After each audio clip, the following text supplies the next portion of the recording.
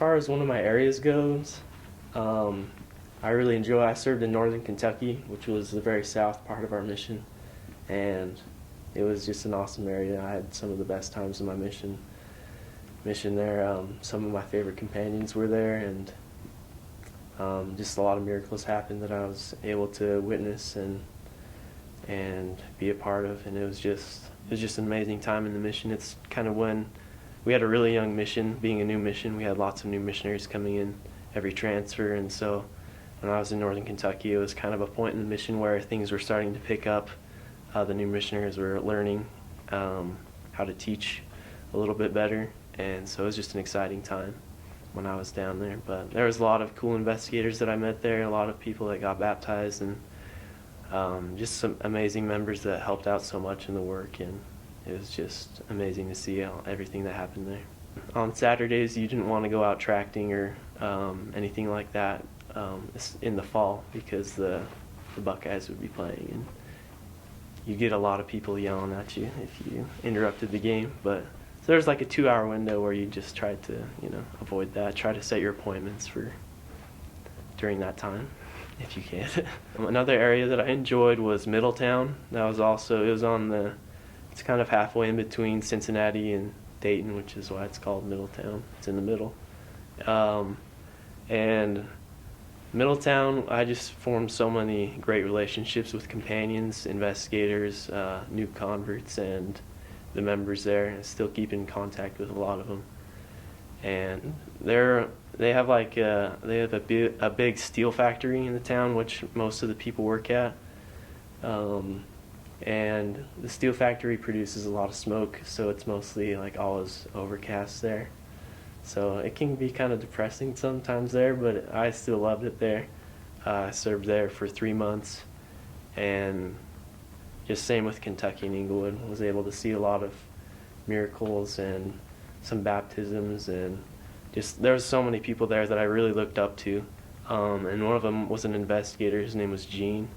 I taught him the whole time I was there, and he was an interrogator. He'd been taught by missionaries for a long time, and he was really close to getting baptized. But just with him and his dad, I saw a lot of miracles. I was able to teach him and his dad with my mission president, and we gave him his dad a blessing. He was in the hospital and pretty much on his deathbed, and we gave him a blessing, and he was out of the hospital like in 2 days after that, and it was amazing. There was just so many things that happened with him. But like most interrogators, he never ended up getting baptized, but it was still amazing to see the hand of the Lord. Another area that I liked was it was a suburb of Dayton. It was called Englewood. And Englewood was really cool. It kind of had like a ghetto, like the south side was kind of the ghetto part, and the north side was like the rich, nice part, lots of nice $1 million houses. And the members there were great as well. It was, we were teaching people that were kind of in the, I don't know what you'd say, less fortunate area of the ward, and it was cool to just see the members just embrace them for who they were and didn't judge them by kind of their outside appearance, but just brought them into the ward. And it was just, there was a lot of amazing members. Our ward mission leader was a champion.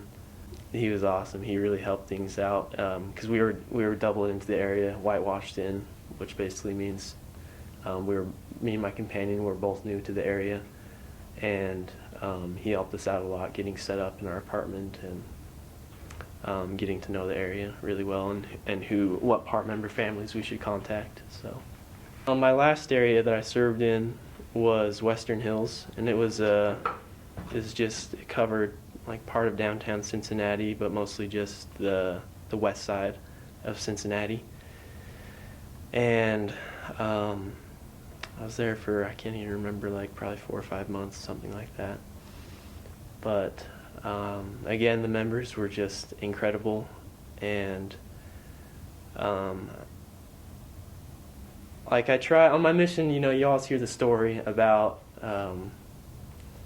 like we were knocking doors, and on the last door we found this person that was just prepared by the Lord, and he got baptized in 3 weeks or whatever.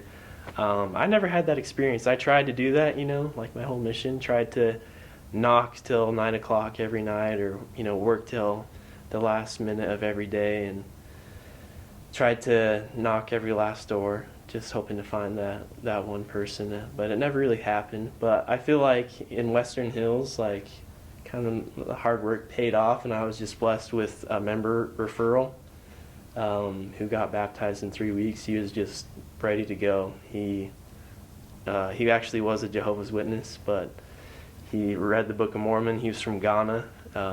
There's a lot of Ghanaians in Cincinnati, and they're incredibly faithful people. But he was so we had a lot of Ghanaians in our ward as well, so he had instant friends. And his name was Kojo, and he was just on fire from the get-go. We were able to meet with him 2 or 3 times every week for 3 weeks, and he formed a lot of close bonds with members. They were having him over for dinner, and the bishop ended up baptizing him. It was great for the ward, and it was just great for me to see that. I felt like that was a blessing for not like trying to knock every last door, maybe not finding him, but I feel like the Lord at the end of my mission kind of blessed me in that way. He studied with a rabbi in Crete for a lot of years.